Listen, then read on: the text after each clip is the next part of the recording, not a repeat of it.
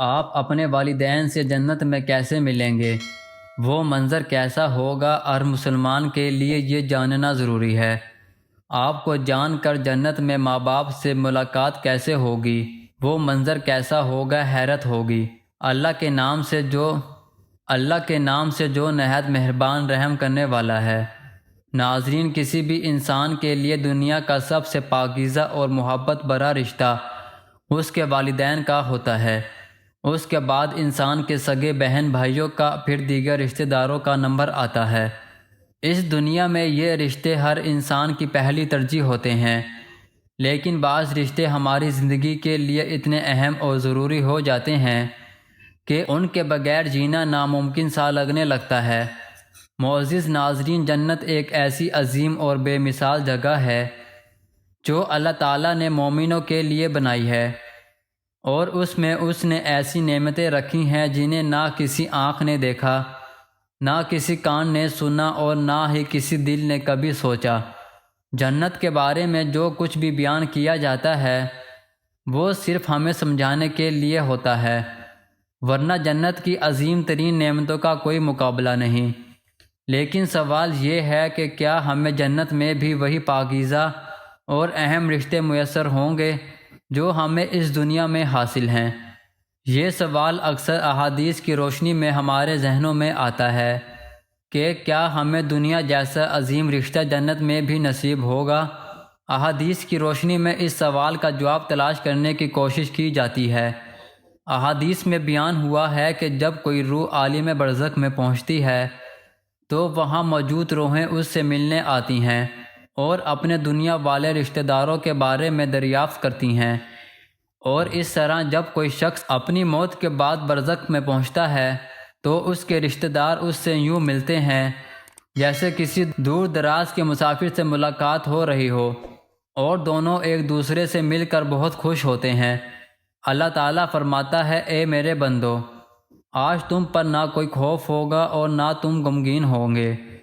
اے میرے وہ بندو جو ایمان لائے اور میرے پریشانیوں کی تعمیل کی، تم اور تمہاری بیویاں خوشی خوشی جنت میں داخل ہو جاؤ۔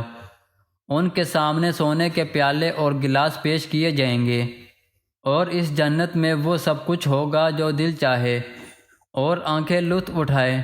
انہیں بتایا جائے گا کہ وہ ہمیشہ اس جنت میں رہیں گے۔ معزز ناظرین، یہ آیت ثابت کرتی ہے کہ اہل جنت مردوں کی بیویاں ان کے ساتھ جنت میں ہوں گی اور ساتھ رہیں گی۔ وہاں انہیں جنت میں وہ سب کچھ دیا جائے گا جس کی وہ خواہش کریں گے۔ حضرت ابو ہریرہ رضی اللہ عنہ سے روایت ہے کہ رسول اللہ صلی اللہ علیہ وسلم نے فرمایا کہ جب کوئی مومن مرنے لگتا ہے تو رحمت کے سفید فرشتے ریشمی کپڑا لے کر آتے ہیں اور روح سے کہتے ہیں، نکل آ، اللہ تجھ سے راضی ہے اور اللہ تجھ سے خوش ہے۔ اللہ کی رحمت کی جانب، اس کے رزق کی جانب، اور اپنے اس رب کی جانب جو ناراض نہیں، تو وہ روح اس حالت میں نکلتی ہے جیسے خوبصورت خوشبودار ریشمی کپڑا، اور فرشتے اسے اٹھا کر جنت کے دروازے تک لے جاتے ہیں۔ جنت کے فرشتے کہتے ہیں، کیا یہ زمین سے آنے والی کوئی خوشبو ہے؟ پھر وہ اسے مومنوں کی روح کے پاس لے جاتے ہیں اور وہ روحیں خوش ہوتی ہیں، اور یہ خوشی اس خوشی سے بھی زیادہ ہوتی ہے جو کسی شخص کو اپنے خاندان سے بچھڑنے کے بعد ملتی ہے۔ پھر جو مومنین پہلے سے موجود ہوتے ہیں وہ نئے آنے والے سے پوچھتے ہیں، فلاں شخص نے کیا کیا، اس کے ساتھ کیا ہوا؟ یعنی جو شخص دنیا میں رہ گیا اب وہ کس کام میں مصروف ہے؟ اور پھر کچھ روحیں آپس میں کہتی ہیں، اب اسے چھوڑ دو کیونکہ وہ دنیا کے غموں میں الجھا ہوا تھا۔ یہ روح پوچھتی ہے، کیا وہ شخص ابھی تک تمہارے پاس نہیں پہنچا؟ وہ تو کب کا مر چکا تھا۔ اس پر وہ روحیں کہتی ہیں کہ وہ یقیناً جہنم میں چلا گیا ہوگا۔ معزز ناظرین، پیارے نبی حضرت محمد صلی اللہ علیہ وسلم نے فرمایا، ہمارے اعمال آخرت میں تمہارے رشتہ داروں اور خاندان کے سامنے پیش کیے جاتے ہیں۔ اگر وہ نیک عمل ہوں تو وہ خوش ہوتے ہیں اور کہتے ہیں، اے اللہ، یہ تیرا فضل اور رحمت ہے، بس اس پر اپنا یہ احسان پورا کر دے اور اسے نیک موت دے۔ اسی طرح جس شخص نے گناہ کیا ہو اس کے اعمال بھی پیش کیے جاتے ہیں۔ وہ کہتے ہیں، اے اللہ، اس کے دل میں کوئی نیک عمل ڈال دے جو تیری رضا اور قربت کا سبب بن جائے۔ مختلف روایات سے معلوم ہوتا ہے کہ جنت میں مختلف رشتہ دار ایک دوسرے کو پہچانیں گے اور آپس میں ملتے رہیں گے، اور بعض کو ایک ساتھ رکھا جائے گا۔ سورۃ طور آیت نمبر 21 میں اللہ تعالیٰ فرماتا ہے، اور جو لوگ ایمان لائے اور ان کی اولاد بھی ایمان میں ان کے پیچھے چلی، ہم ان کی اولاد کو ان کے ساتھ ملا دیں گے اور انہیں ان کے کسی عمل میں کبھی نہیں کریں گے۔ حضرت ابن عباس رضی تعالیٰ عنہ روایت کرتے ہیں کہ اللہ تعالیٰ یقیناً مومن کی اولاد کا درجہ بلند کرے گا اور انہیں اس کے درجے تک پہنچا دے گا، خواہ یہ بچے اپنے اعمال کے اعتبار سے اس مقام تک نہ پہنچتے ہوں۔ نبی کریم صلی اللہ علیہ وسلم نے یہی آیت تلاوت فرمائی، اور جو لوگ ایمان لائے اور ان کی اولاد بھی ان کے پیچھے چلی۔ اس سے معلوم ہوتا ہے کہ مردوں کی اولاد ان کی خواہش کے مطابق ان کے ساتھ رکھی جائے گی۔ جو لوگ جنت میں جائیں گے وہ یقیناً وہی ہوں گے جنہوں نے اس دنیا میں نیک اعمال کیے، اور کچھ ایسے بھی ہوں گے جنہوں نے گناہ کیا مگر وہ اپنے گناہوں پر شرمندہ ہوئے اور اس دنیا میں اللہ سے معافی مانگی، اور اگر انہوں نے سچے دل سے توبہ کی ہو تو اللہ انہیں معاف کر دے گا اور انہیں جنت میں داخل کرے گا، جہاں اللہ تعالیٰ ان کی تمام خواہشات پوری کرے گا۔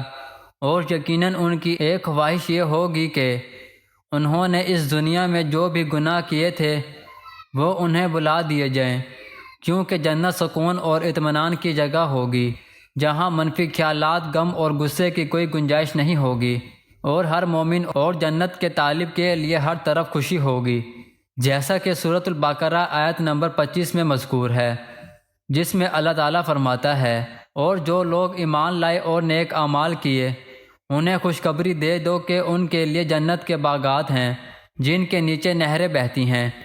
جب ان میں سے کوئی پھل دیا جائے گا تو وہ کہیں گے، یہ تو وہی ہے جو ہمیں پہلے دیا گیا تھا، اور انہیں ملتے جلتے پھل دیے جائیں گے، اور ان کے لیے پاکیزہ بیویاں ہوں گی، اور وہ ہمیشہ جنت میں رہیں گے۔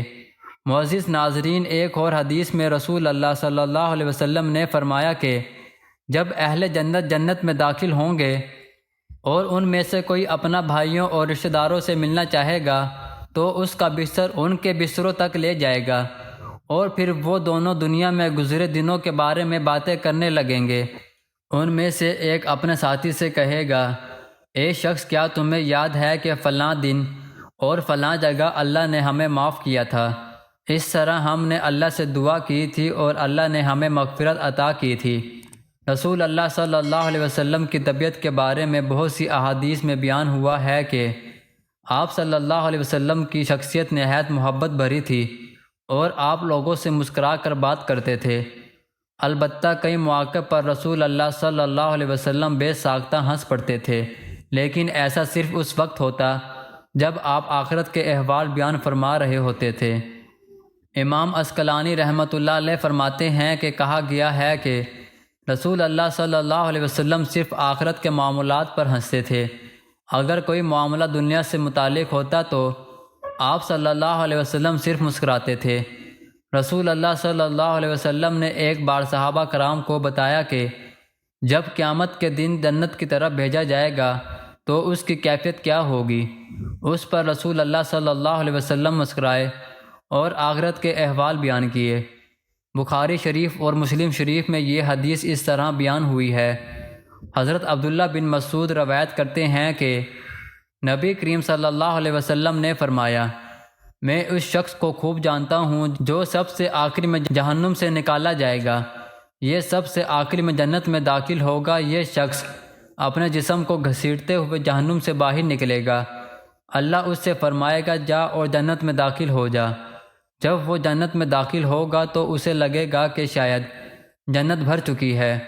وہ واپس آ کر کہے گا، اے میرے رب، یہ تو بھری ہوئی ہے۔ اللہ فرمائے گا جا اور جنت میں داخل ہو جا۔ جب وہ داخل ہوگا تو پھر اسے یہی محسوس ہوگا کہ شاید بھری ہوئی ہے۔ وہ پھر واپس آ کر کہے گا، اے میرے رب، یہ بھری ہوئی ہے۔ اللہ فرمائے گا جا اور جنت میں داخل ہو جا، تمہارے لیے جنت اس دنیا کے برابر ہے، بلکہ اس سے 10 گنا زیادہ۔ اللہ اس سے فرمائے گا تمہارے لیے جنت اس دنیا کے برابر ہے، تمہارے لیے جنت اس دنیا کے برابر ہے۔ وہ کہے گا اے اللہ کیا تو مجھ سے مذاق کرتا ہے یا مجھ پر ہنستا ہے، حالانکہ تو ہی سچا رب ہے۔ حضرت عبداللہ بن مسعود روایت کرتے ہیں کہ میں نے دیکھا کہ نبی کریم صلی اللہ علیہ وسلم اس بات پر اس قدر ہنسے کہ آپ کے دانت نظر آنے لگے۔ نبی کریم صلی اللہ علیہ وسلم فرمایا کرتے تھے کہ یہ اہل جنت میں سب سے ادنا درجے والے شخص کی حالت ہے۔ حضرت ابو سعید خدری روایت کرتے ہیں کہ نبی کریم صلی اللہ علیہ وسلم نے فرمایا جو شخص سب سے آخری میں جنت میں داخل ہوگا وہ گرتے پڑتے گھسیٹتے ہوئے آئے گا۔ وہ جہنم سے اس حال میں نکلے گا کہ جہنم کی آگ نے اسے جھلسا دیا ہوگا۔ پھر وہ جہنم سے نکلے گا، پھر وہ جہنم کی طرف مڑ کر کہے گا بابرکت ہے وہ ذات جس نے مجھے تجھ سے نجات دلائی، اور اللہ تعالیٰ نے مجھے ایسی نعمت عطا کی ہے جو اس نے پہلے اور پچھلے کسی کو نہیں دی۔ پھر اس کے لیے ایک درخت کھڑا کیا جائے گا، وہ کہے گا اے میرے رب مجھے اس درخت کے قریب کر دے تاکہ میں اس کے سائے میں رہوں اور اس کے پھل کا پانی پیوں۔ اللہ تعالیٰ فرمائے گا اے آدم کے بیٹے اگر میں تجھے یہ دے دوں تو کیا تو اس کے سوا کچھ اور نہیں مانگے گا؟ وہ کہے گا نہیں اے میرے رب۔ اللہ تعالیٰ اسے اس بات کی اجازت دے گا کہ وہ اس کے سوا کچھ نہ مانگے، اور اللہ تعالیٰ اس کا عذر قبول کرے گا کیونکہ وہ جنت کی ایسی نعمتیں دیکھے گا کہ اسے صبر نہیں آئے گا۔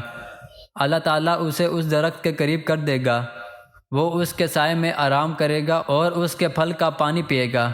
پھر ایک اور درخت اس کے لیے کھڑا کیا جائے گا، وہ کہے گا اے میرے رب مجھے اس درخت کے قریب کر دے تاکہ میں اس کے سائے میں رہوں اور اس کے پھل کا پانی پیوں، اور میں اس کے سوا کچھ اور نہیں مانگوں گا۔ اللہ تعالیٰ فرمائے گا اے آدم کے بیٹے کیا تو نے مجھ سے وعدہ نہیں کیا تھا کہ تو اس کے سوا کچھ نہیں مانگے گا؟